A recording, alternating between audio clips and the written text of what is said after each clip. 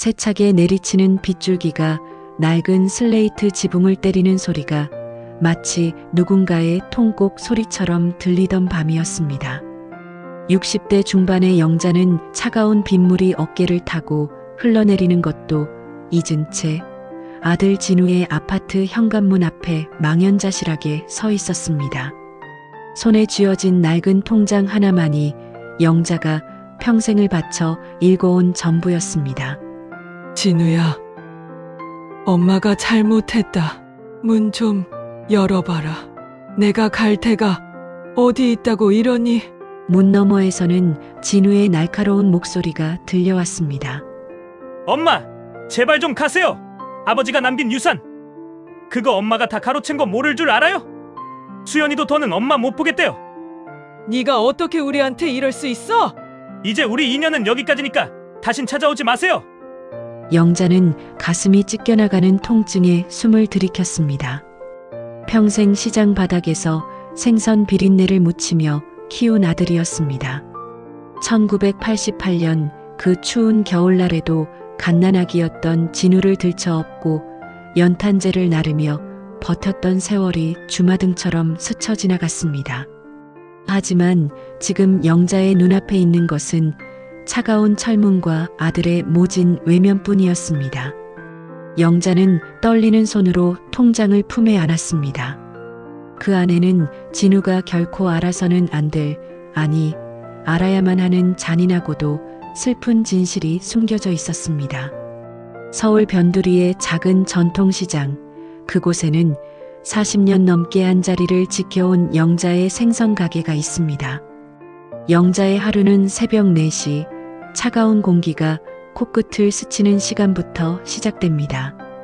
노량진 수산시장에서 떼어온 싱싱한 갈치와 고등어를 좌판에 깔며 영자는 비로소 살아있음을 느꼈습니다.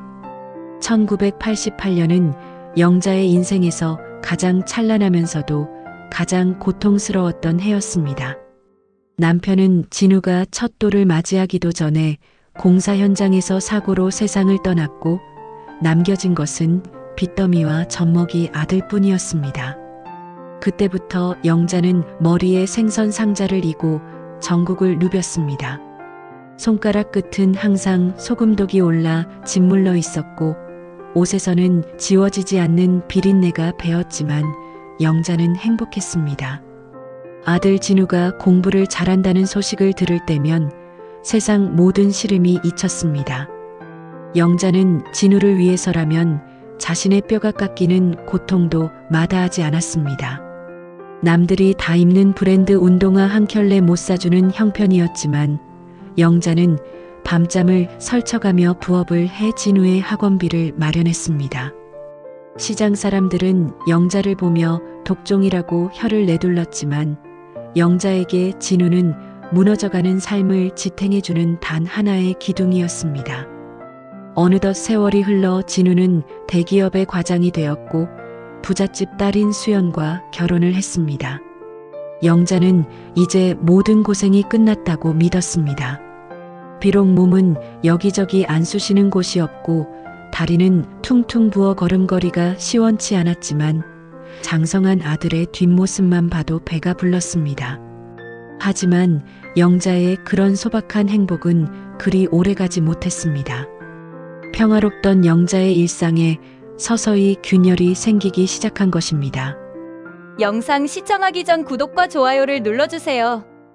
진우가 결혼한 지 3개월이 지난 어느 날이었습니다. 평소 연락도 잘 없던 진우가 갑작스럽게 시장으로 영자를 찾아왔습니다. 영자는 아들에게 비린내를 풍기지 않으려고 얼른 앞치마를 벗고 손을 씻었습니다. 하지만 진우의 표정은 어둡기만 했습니다. 엄마, 사실 저 사업을 좀 시작해 보려고 해요. 지금 회사 관두고 선배랑 같이 이 관련 회사를 차리기로 했거든요. 영자는 가슴이 철렁 내려앉았습니다. 멀쩡한 대기업을 그만두고 사업이라니 영자의 상식으로는 이해할 수 없는 일이었습니다. 하지만 진우는 확신에 찬 목소리로 영자를 설득하기 시작했습니다. 이번 기회만 잡으면 정말 크게 성공할 수 있다고 수연이도 이미 동의했다고 말입니다. 그러면서 진우가 본색을 드러냈습니다. 그런데 엄마, 초기 자본금이 좀 모자라요. 아버지가 돌아가실 때 남겨주신 땅, 그거 지금 시세가 꽤 나간다면서요? 그거 좀 처분해서 도와주시면 안 될까요? 영자는 말문이 막혔습니다. 남편이 남긴 땅은 사실 영자가 평생 시장 일을 하며 한 푼 두 푼 모아 산 작은 대지였습니다. 죽은 남편의 이름으로 등기해 둔 것은 장성한 진우에게 아버지가 남겨준 선물이라고 말해주고 싶었던 영자의 깊은 배려였습니다. 영자는 진우에게 그 땅은 네가 나중에 정말 힘들 때 쓰라고 남겨둔 것이니 조금만 더 신중하게 생각해보자고 타일렀습니다. 그날 이후 진우의 태도는 180도 달라졌습니다. 상냥했던 목소리는 날카로워졌고 며느리 수연 역시 영자를 대놓고 무시하기 시작했습니다. 수연은 영자가 반찬을 해서 가져가면 냄새가 난다며 현관문 앞에서 돌려보내기 일쑤였습니다. 영자는 가슴이 미어졌지만 다 자신이 부족한 탓이라며 스스로를 다독였습니다. 그러던 어느 날 영자는 진우의 집에서 우연히 충격적인 대화를 듣게 되었습니다. 수연이 진우에게 다그치듯 말하고 있었습니다. 진우 씨, 어머니가 끝까지 땅 안 내놓으시면 우리도 계획대로 해야 해. 사실 당신 친어머니도 아니면서 왜 그렇게 끼고 돌아? 유전자 검사 결과 나오면 어머니도 더는 발뺌 못하실 거야. 영자는 그 자리에 얼어붙고 말았습니다. 심장이 멈추는 것 같은 충격이 전신을 감쌌습니다. 친어머니가 아니라니 그게 무슨 말인가요? 영자는 떨리는 손으로 가슴을 움켜쥐었습니다. 진우는 영자가 배 아파 낳은 자식이 아니었습니다. 1988년 사고로 죽은 남편이 밖에서 데려온 아이였던 것입니다. 하지만 영자는 단 한 번도 진우를 남의 자식이라 생각한 적이 없었습니다. 피 한 방울 섞이지 않았지만 영자에게 진우는 자신의 목숨보다 소중한 아들이었습니다. 영자는 도망치듯 진우의 아파트를 빠져나왔습니다. 눈앞이 캄캄해지고 숨이 가빠왔습니다. 진우가 이 사실을 알고 있었다는 사실이, 그리고 그것을 이용해 영자를 밀어내려 한다는 사실이 영자의 영혼을 갈갈이 찢어놓았습니다. 영자는 비틀거리는 걸음으로 자신의 낡은 집으로 향했습니다. 서랍 깊숙한 곳에 숨겨둔 낡은 통장과 서류들을 꺼냈습니다. 거기에는 진우가 알지 못하는, 아니, 수연조차 짐작하지 못하는 거대한 진실이 담겨 있었습니다. 진우의 사업은 예상대로 순탄치 않았습니다. 3개월 만에 자금난에 허덕이게 된 진우는 매일같이 영자에게 전화를 걸어 돈을 요구했습니다. 영자가 거절할 때마다 진우의 폭언은 수위를 더해갔고 급기야 영자의 집에 찾아와 집기를 부수며 행패를 부리기까지 했습니다. 네가 정말 내 엄마야? 내 아버지가 남긴 거 다 가로채고 이제 와서 나 몰라라 해? 네가 그러고도 인간이야. 아들의 입에서 나오는 니라는 호칭에 영자는 무너졌습니다. 평생을 바친 헌신의 대가가 고작 이것뿐이었나 하는 자괴감이 영자를 덮쳤습니다. 하지만 영자는 끝까지 입을 닫았습니다. 아직은 때가 아니라고 생각했기 때문입니다. 영자는 진우가 스스로 잘못을 깨닫기를 바랐지만 욕망의 눈이 먼 진우와 수연에게는 영자의 침묵이 오히려 기만으로 비춰졌습니다. 갈등은 걷잡을 수 없이 커졌고 마침내 비바람이 몰아치던 그날 밤 진우는 영자를 차가운 빗속으로 내몰았던 것입니다.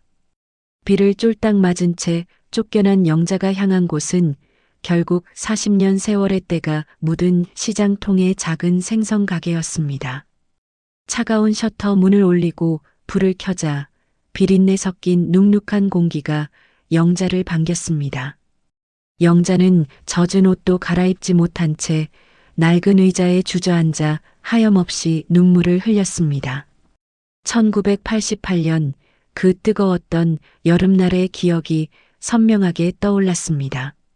올림픽 열기로 온 나라가 들썩이던 그때 영자는 갓난아기였던 진우를 포대기에 싸고 시장 바닥에서 자판을 시작했습니다.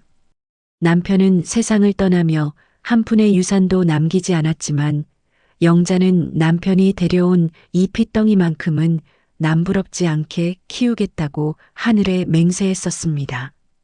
영자는 떨리는 손으로 가슴팍에 품고 있던 낡은 통장을 꺼냈습니다. 비에 젖어 쭈글쭈글해진 통장 겉면에는 영자의 이름이 서툴게 적혀 있었습니다. 이 통장은 영자의 청춘이자 진우의 학비였고 지금 진우가 탐내고 있는 그 땅을 사기 위해 영자가 평생을 바쳐 모은 피땀의 결정체였습니다.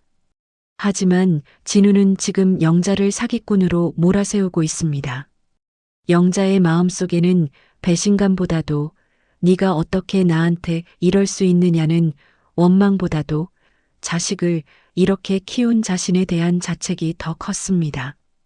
그 시각 진우의 화려한 아파트에서는 차가운 대화가 오가고 있었습니다. 수연은 거실 소파에 앉아 진우를 다그치고 있었습니다. 수연의 목소리에는 일말의 미안함도 없었습니다. 진우 씨, 이제 약해지면 안 돼요. 그 할머니 유전자 검사 결과 나오면 발뺌 못해요. 당신 아버지가 남긴 유산, 지금까지 그 여자가 다 가로채고 당신한테는 푼돈만 쥐어준 거잖아요. 그 땅만 팔아도 우리 지금 겪는 자금난 단번에 해결돼요. 진우는 머리를 감싸 쥐고 괴로워했습니다. 하지만 진우의 머릿속에는 이미 수연이 심어놓은 독이 퍼져 있었습니다. 진우는 영자가 자신을 속여왔다는 생각에 치를 떨었습니다. 30년 넘게 자신을 위해 헌신했다고 믿었던 어머니의 모습이 이제는 가식적인 연기로만 느껴졌습니다. 진우는 술잔을 들이키며 결심한 듯 입을 열었습니다. 내일 변호사 만나기로 했어. 소송 준비할 거야. 증거는 확실하니까. 네가 내 친어머니가 아니라는 사실 하나만으로도 모든 게 설명되니까 말이야. 진우의 말에는 뼈가 서려 있었습니다. 영자는 그날 밤 시장의 딱딱한 평상 위에서 잠을 청했습니다. 한기가 뼛속까지 스며들었지만 영자는 눈을 감을 수 없었습니다. 영자는 결심했습니다. 진우를 위해서라도 그리고 평생을 바쳐온 자신의 삶을 위해서라도 진실을 마주해야겠다고 말입니다. 영자는 다음 날 아침 일찍 남편의 오랜 친구이자 영자의 사정을 누구보다 잘 아는 천식 아저씨를 찾아갔습니다. 천식 아저씨는 시장 입구에서 낡은 구두 수선방을 운영하며 40년을 영자와 함께 보낸 사람이었습니다. 영자의 일그러진 얼굴을 본 천식 아저씨는 긴 한숨을 내쉬었습니다. 영자 씨, 결국 일이 터졌구먼. 내가 그럴 줄 알았어. 진우 그놈 어릴 때부터 영특하긴 했어도 욕심이 과하더니만. 이제 어쩔 셈인가?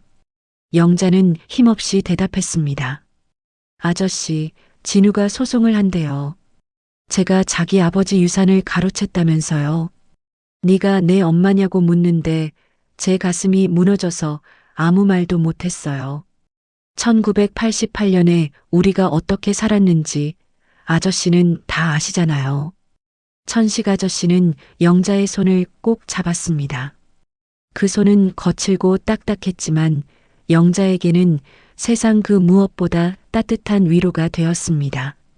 천식 아저씨는 서랍 깊숙한 곳에서 빛바랜 서류 한 뭉치를 꺼냈습니다.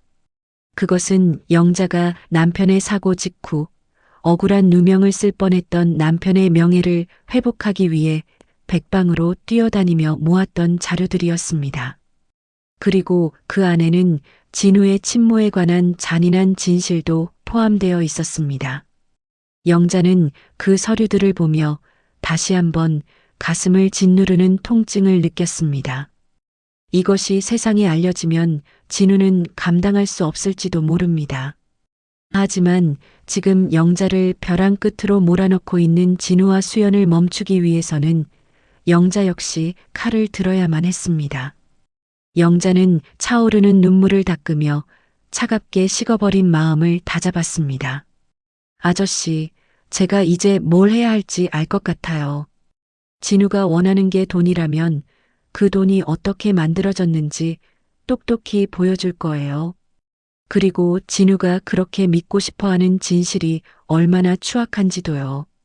영자의 목소리는 떨리고 있었지만 그 안에는 서슬퍼런 결기가 서려 있었습니다.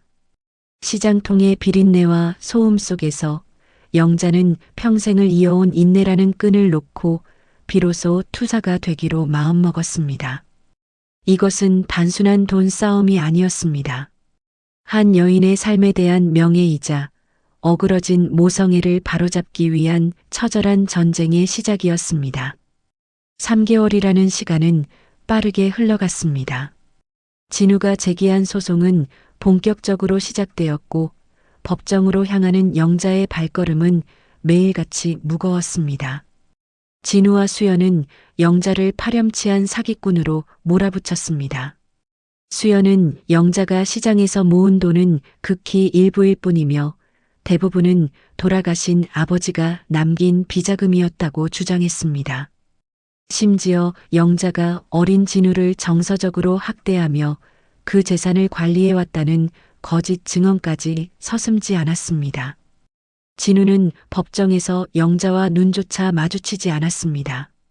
진우의 차가운 태도에 영자는 심장이 갈갈이 찢기는 기분이었습니다. 하지만 영자는 법정 한가운데서 당당히 허리를 폈습니다. 영자의 변호를 맡은 사람은 천식 아저씨의 소개로 만난 점지만 강직한 변호사였습니다. 변호사는 영자가 지난 40년간 기록해온 가계부와 시장거래, 장부들을 증거로 제출했습니다. 재판장님, 여기 이 장부들을 봐주십시오. 1988년부터 지금까지 피고인 영자 씨가 단 하루도 쉬지 않고 생선을 팔아 기록한 내용들입니다. 단돈 1원 한 장도 허투루 쓰지 않고 아들 진우 씨의 유학 자금과 생활비를 마련하기 위해 자신의 끼니까지 굶어가며 모은 돈입니다. 원고가 주장하는 비자금이라는 것은 실체가 없으며 오히려 피고인의 헌신적인 노력이 이 재산의 근간입니다. 하지만 수연은 비웃으며 반박했습니다. 그 장부들이 진짜인지 어떻게 알죠? 조작했을 수도 있잖아요. 그리고 중요한 건 유전자 검사 결과입니다. 이 여자는 제 남편의 친어머니가 아닙니다. 남의 아이를 데려다 키우면서 아버지의 재산을 가로챈 게 본질 아닌가요? 법정 안이 술렁였습니다. 진우는 고개를 숙인 채 입술을 깨물었습니다. 영자는 천천히 자리에서 일어났습니다. 그리고 진우를 똑바로 응시하며 말했습니다. 진우야, 네가 정말 그렇게 생각하니? 내가 네 친엄마가 아니라는 사실이 네가 나를 버려도 되는 면죄부가 된다고 믿는 거야? 그래, 네 말이 맞다. 난 널 빼앗아 낳지 않았어. 하지만 난 네가 첫걸음마를 뗄 때, 네가 처음으로 엄마라고 불렀을 때, 그때 이미 내 목숨을 너에게 주었단다.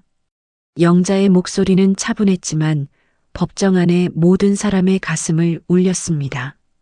하지만 수연은 멈추지 않았습니다. 수연은 영자가 숨겨둔 땅의 가치가 최근 신도시 개발 계획으로 인해 수십억대로 뛰었다는 사실을 폭로하며 영자가 이 이익을 혼자 독차지하기 위해 진우를 속여왔다고 몰아세웠습니다. 진우는 그 소식을 듣자마자 눈이 뒤집혔습니다. 수십억이라니 지금 자신의 회사를 살리고도 평생을 떵벽거리며 살 수 있는 금액이었습니다.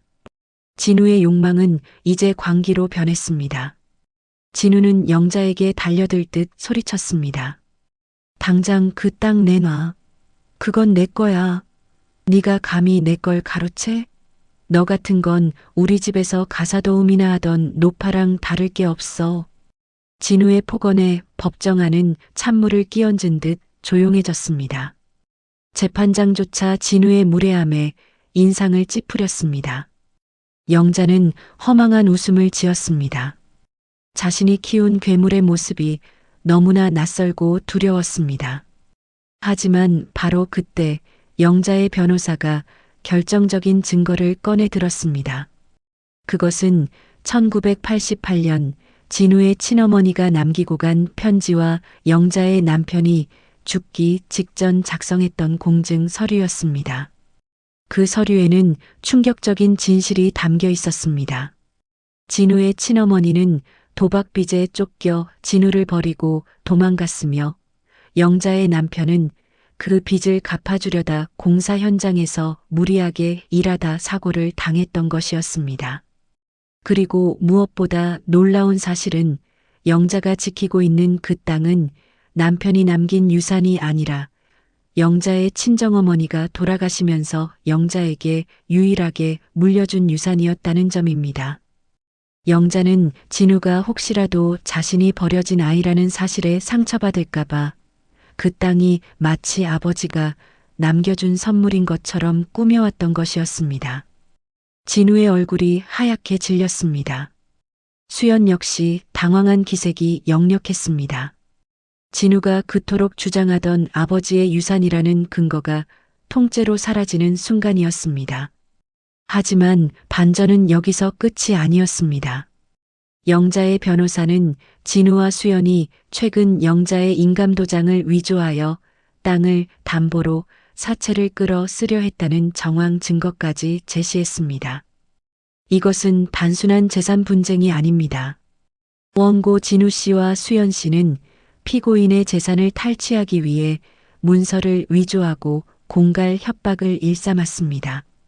이에 대해 저희는 형사고소를 진행할 예정입니다. 진우는 다리에 힘이 풀린 듯 자리에 주저앉았습니다. 수연은 네가 제대로 처리 못해서 이 사달이 난 거 아니냐며 진우의 어깨를 밀쳤습니다. 법정은 아수라장이 되었고 영자는 그 광경을 차가운 눈으로 바라보았습니다. 영자의 마음속에 있던 모성애라는 마지막 보루가 무너져 내리는 순간이었습니다. 갈등은 최고조에 달했고 영자는 이제 진우를 아들이 아닌 자신의 삶을 파괴하려 한 인간으로 대하기로 결심했습니다. 잔인한 폭풍이 몰아치기 시작했습니다. 진우의 무모한 사업은 결국 파국을 맞이했습니다. 투자자들은 사기 혐의로 진우를 고소했고 빚쟁이들은 이제 진우의 아파트가 아닌 영자의 생선 가게로 몰려들기 시작했습니다.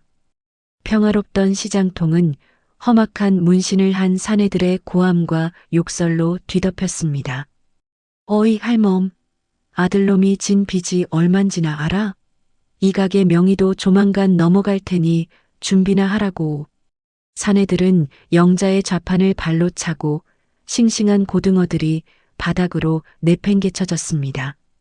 시장 상인들이 나서서 말려보려 했지만 그들의 서슬퍼런 기세에 눌려 다들 뒷걸음질 칠 뿐이었습니다. 영자는 바닥에 떨어진 생선들을 흙 묻은 손으로 하나하나 주워 담으며 소리 없이 울었습니다.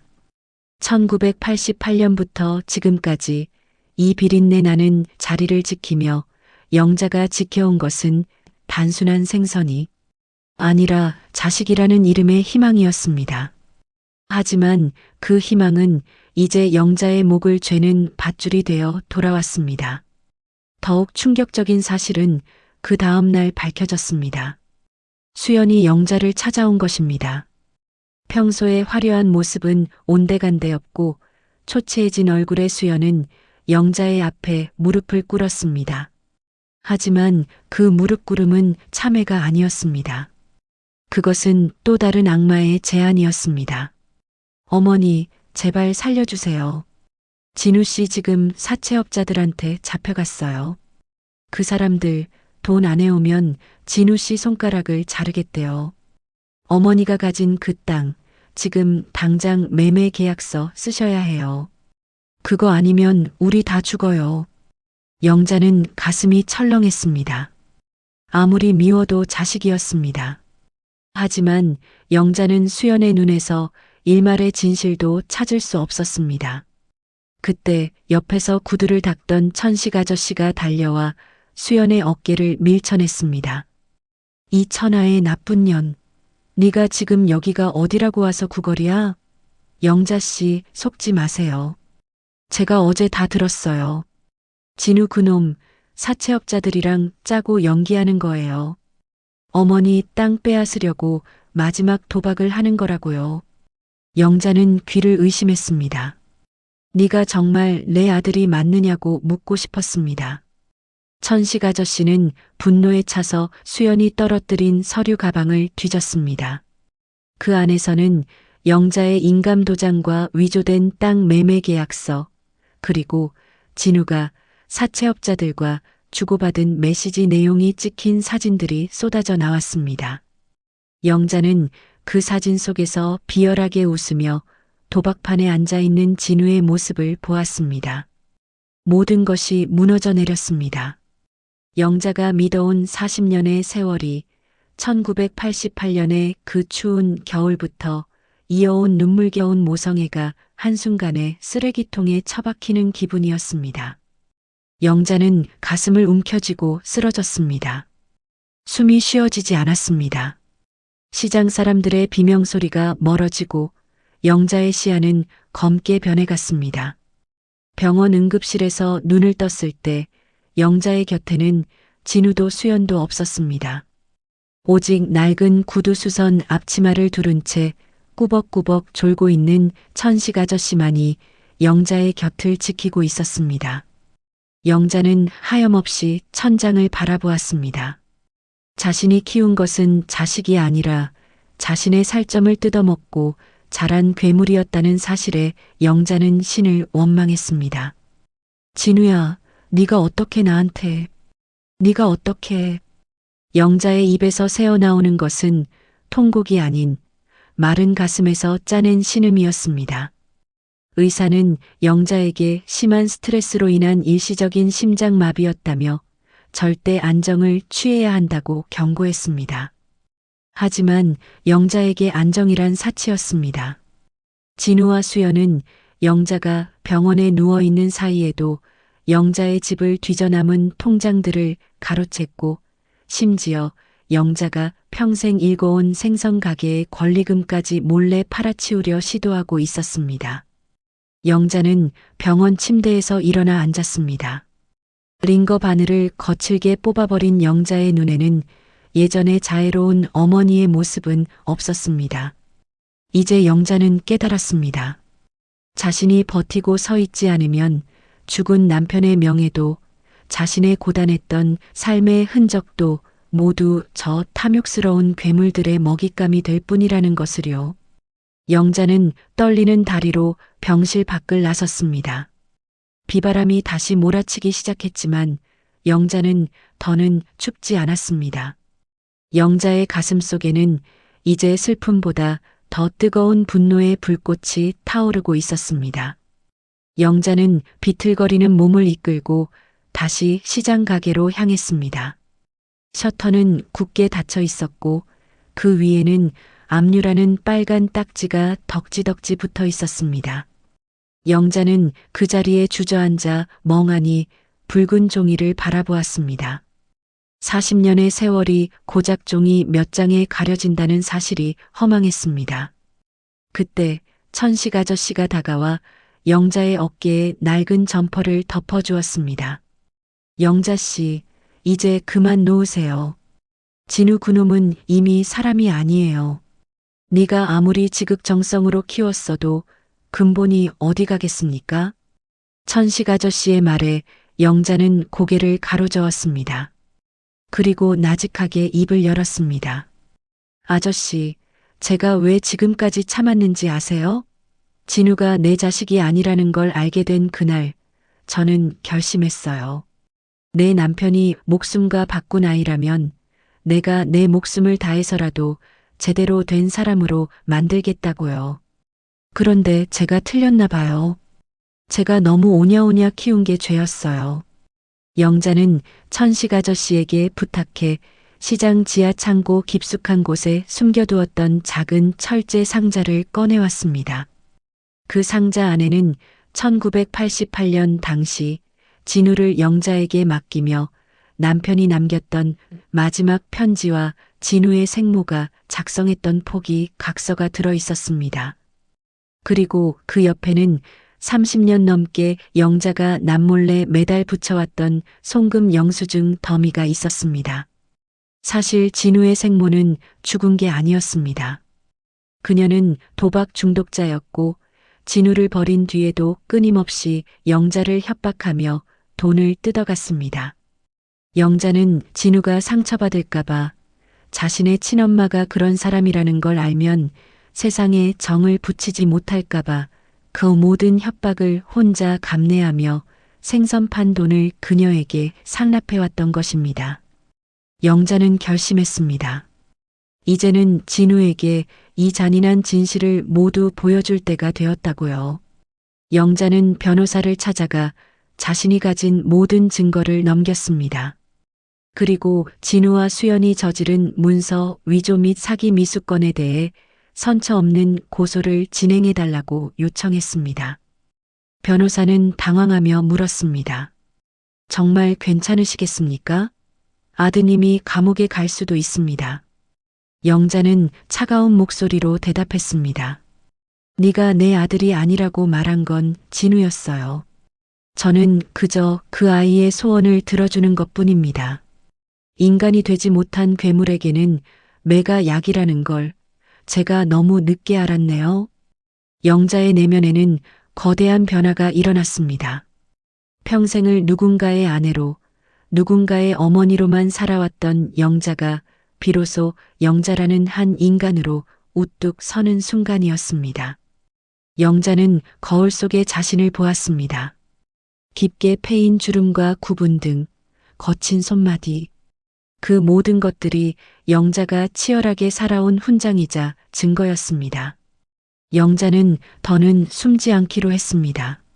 한편 영자의 고소 소식을 들은 진우와 수연은 당황했습니다. 설마 영자가 정말로 자신들을 고소할 줄은 꿈에도 몰랐기 때문입니다. 수연은 진우를 다그치며 당장 영자의 집으로 가서 무릎이라도 꿇으라고 소리쳤습니다.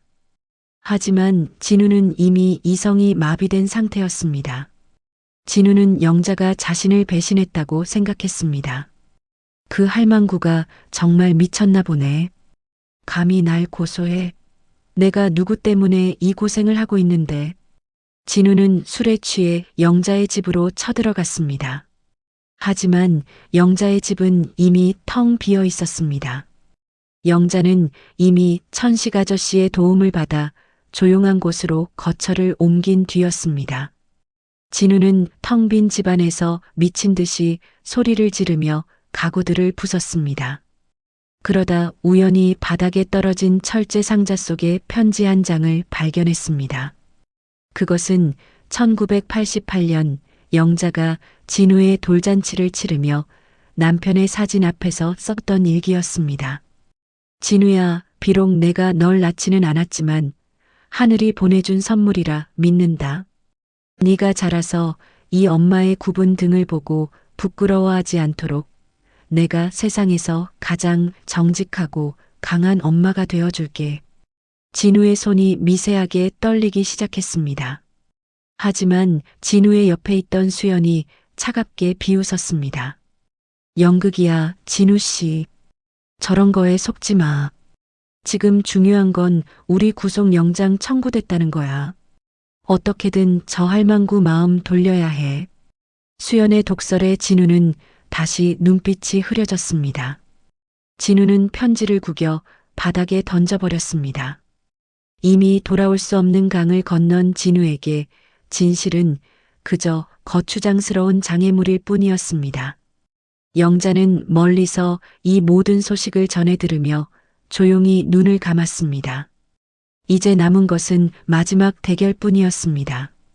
영자는 자신이 지켜온 땅과 가게, 그리고 무너진 정의를 바로잡기 위해 생애 마지막이 될지도 모를 전쟁터로 나갈 준비를 마쳤습니다. 법정의 공기는 얼음장처럼 차가웠습니다. 영자는 정갈하게 빗어넘긴 머리와 단정한 남색 한복 차림으로 증인석에 앉았습니다. 영자의 눈빛은 더 이상 예전의 자애로운 어머니가 아니었습니다. 그 눈에는 40년 세월의 풍파를 견뎌온 강인한 한 여성의 의지가 서려 있었습니다. 반대편 피고인석에 앉은 진우는 초조한 듯 손톱을 깨물고 있었고, 수연은 변호사와 귓속말을 나누며 여전히 날카로운 눈빛을 거두지 않았습니다. 재판이 시작되자 수연의 변호사가 먼저 공격을 시작했습니다. 증인은 원고 진우 씨의 친어머니가 아님을 인정하시죠? 그리고 증인이 소유한 그 땅은 원고의 부친이 남긴 유산을 증인이 가로채서 본인 명의로 돌려놓은 것 아닙니까? 1988년 당시 증인은 아무런 소득도 없는 전업주부였습니다. 어떻게 그런 큰 땅을 살 돈이 있었겠습니까? 영자는 나직하지만 힘있는 목소리로 대답했습니다. 나는 1988년부터 지금까지 단 하루도 쉬어본 적이 없습니다. 새벽 4시면 시장에 나갔고 밤 10시가 넘어서야 비린내 나는 몸을 씻었습니다. 그 땅은 내 친정 어머니가 돌아가시면서 네가 장차 자식을 키우며 살 길이 막막할 때 쓰라며 물려주신 소중한 유산입니다. 남편이 남긴 유산이요? 남편은 나에게 빚더미와 핏덩이 진우 하나만을 남기고 떠났습니다. 수연이 비웃으며 끼어들었습니다. 거짓말 마세요. 유전자 검사로 친자 관계가 아니라는 게 밝혀졌는데 이제 와서 무슨 모성의 타령이에요? 당신은 우리 진우 씨를 이용해서 평생 호의호식해온 거잖아요. 영자는 조용히 품 안에서 빛바랜 서류 한 장을 꺼냈습니다. 그리고 재판장을 향해 말했습니다. 재판장님, 여기 이 서류를 봐주십시오. 이것은 진우의 친모인 경숙이가 1988년에 작성한 친권 포기 각서와 그동안 제가 경숙이에게 보냈던 송금 내역들입니다. 진우의 친모는 죽은 것이 아니라 도박빚 때문에 아이를 버리고 도망갔습니다. 그 후로도 30년 넘게 저를 협박하며 돈을 뜯어갔지요. 나는 진우가 상처받을까봐, 네가 버려진 아이라는 사실을 알면 무너질까봐 그 모든 돈을 내 살점을 떼어내듯 보내주었습니다. 법정안이 술렁이기 시작했습니다. 진우의 얼굴은 순식간에 흑빛으로 변했습니다. 진우는 믿을 수 없다는 듯 영자를 바라보았습니다. 영자는 진우의 눈을 똑바로 응시하며 말을 이어갔습니다. 진우야, 네가 나를 향해 네가 내 엄마냐고 물었을 때 내 가슴은 이미 수만 갈래로 찢어졌다. 나는 네가 내 배로 낳은 자식이 아니라는 사실을 단 한순간도 잊은 적이 없다. 그래서 더 지극정성으로 키웠어. 남의 자식 소리 안 듣게 하려고. 내가 굶어도 너는 좋은 옷 입히고 좋은 책 사주며 키웠다. 그런데 네가 지금 나에게 보여준 것이 고작 이 탐욕이냐? 그때 영자의 변호사가 결정적인 증인을 불렀습니다. 법정 문이 열리고 남루한 차림의 한 여인이 들어왔습니다. 바로 진우의 생모인 경숙이었습니다. 경숙은 고개를 숙인 채 증인석에 섰습니다. 경숙은 수연과 진우가 자신에게 접근하여 영자를 사기꾼으로 모는 증언을 해주면 거액을 주겠다고 제안했다는 사실을 폭로했습니다. 저 사람들은 인간이 아닙니다. 저에게 영자 언니가 돈을 빼돌렸다고 거짓말을 시켰어요. 하지만 저는 더 이상 죄를 지을 수 없습니다. 영자 언니는 저 때문에 평생을 고통받으면서도 제 자식인 진우를 위해 모든 것을 바친 사람입니다. 진우는 배신감에 휩싸여 수연을 바라보았습니다. 수연은 당황하며 진우의 팔을 뿌리쳤습니다. 진우 씨, 이건 다 저 여자가 꾸민 짓이야. 저런 도박꾼 말을 믿어? 하지만 진우의 눈에는 이제야 진실이 보이기 시작했습니다.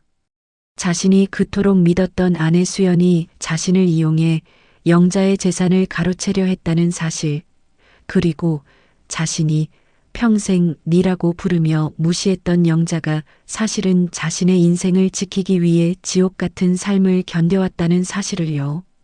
영자는 마지막으로 진우에게 말했습니다. 진우야, 이 땅은 이제 내 손을 떠날 거다. 내가 이미 사회복지재단에 기부하기로 서약했거든. 네가 탐냈던 그 돈은 이제 세상의 힘든 아이들을 위해 쓰일 거야. 나는 이제야 비로소 너라는 무거운 짐을 내려놓으려 한다. 법의 심판은 달게 받거라. 그것이 내가 너에게 줄 수 있는 마지막 교육이다. 진우는 그 자리에 주저앉아 오열했습니다. 하지만 영자는 뒤도 돌아보지 않고 법정을 나섰습니다. 등 뒤로 들려오는 진우의 통곡 소리는 영자의 가슴을 후벼 팠지만 영자는 멈추지 않았습니다.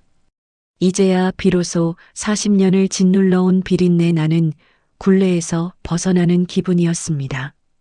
재판이 끝난 뒤 세상은 많은 것이 변했습니다.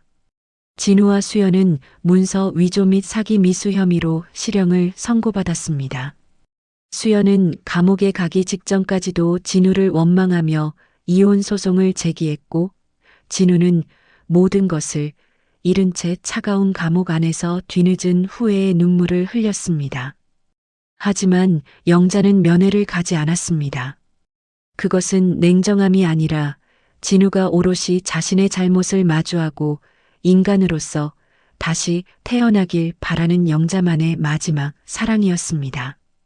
영자는 다시 시장으로 돌아왔습니다. 압류 딱지가 붙어있던 생선 가게는 이제 영자의 것이 아니었지만 시장 사람들은 영자를 따뜻하게 맞이해 주었습니다. 영자는 그동안 모은 작은 돈으로 시장 한 구석에 영자네 식당이라는 작은 밥집을 열었습니다. 거창한 메뉴는 없었습니다. 그저 따뜻한 밥 한 공기에 싱싱한 고등어구이 하나, 그리고 정성이 가득 담긴 밑반찬들이 전부였습니다. 1988년에 그 뜨거웠던 기억은 이제 영자에게 아픔이 아닌 추억으로 남았습니다. 영자는 식당 벽에 남편과 어린 진우가 함께 찍은 낡은 사진 한 장을 걸어두었습니다. 손님들은 영자의 음식을 먹으며 고향의 맛을 느꼈고, 영자는 그들을 보며 비로소 마음의 평화를 찾았습니다. 어느덧 3개월이라는 시간이 흘러 찬 바람이 부는 겨울이 되었습니다. 영자는 가게 앞 눈을 쓸다가 잠시 멈춰서서 하늘을 바라보았습니다.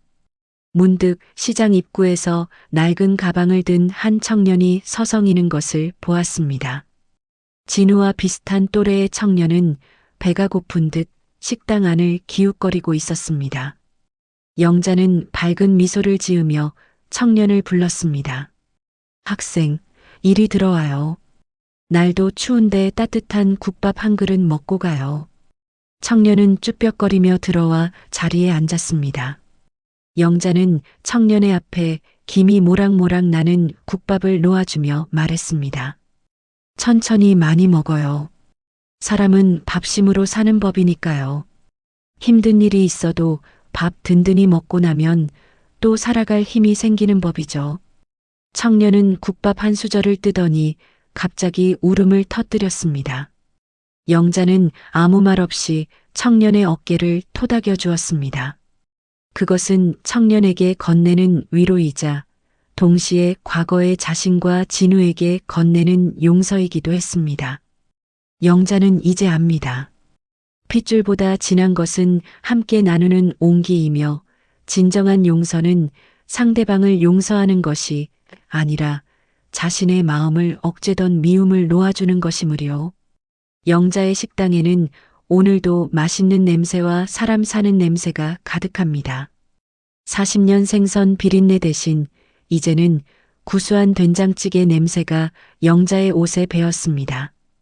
영자는 거울을 보며 살포시 웃어 보였습니다. 거울 속의 영자는 세상에서 가장 아름답고 평온한 얼굴을 하고 있었습니다.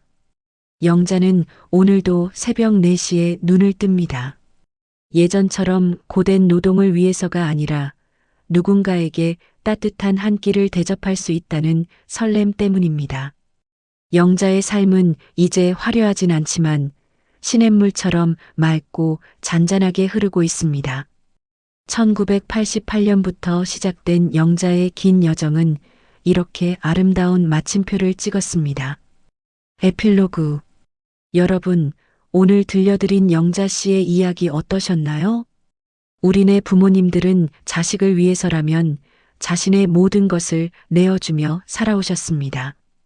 때로는 그 헌신이 당연하게 여겨지기도 하고 때로는 자식들의 탐욕에 상처받기도 하지만 결국 우리를 다시 일으켜 세우는 것은 부모님의 조건 없는 사랑과 용서가 아닌가 싶습니다.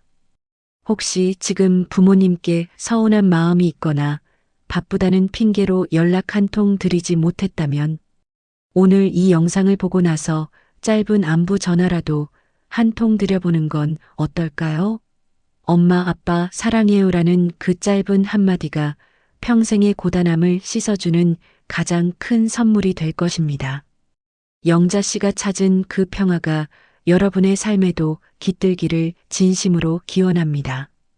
오늘 이야기가 가슴에 울림을 주었다면 구독과 좋아요, 그리고 알림 설정까지 부탁드립니다. 여러분의 작은 관심이 저에게는 더 좋은 이야기를 만들 수 있는 큰 힘이 됩니다. 저는 다음에도 여러분의 마음을 어루만질 수 있는 따뜻하고 감동적인 사연으로 찾아뵙겠습니다. 지금까지 시청해주셔서 감사합니다. 여러분, 오늘도 행복하고 평안한 하루 되세요.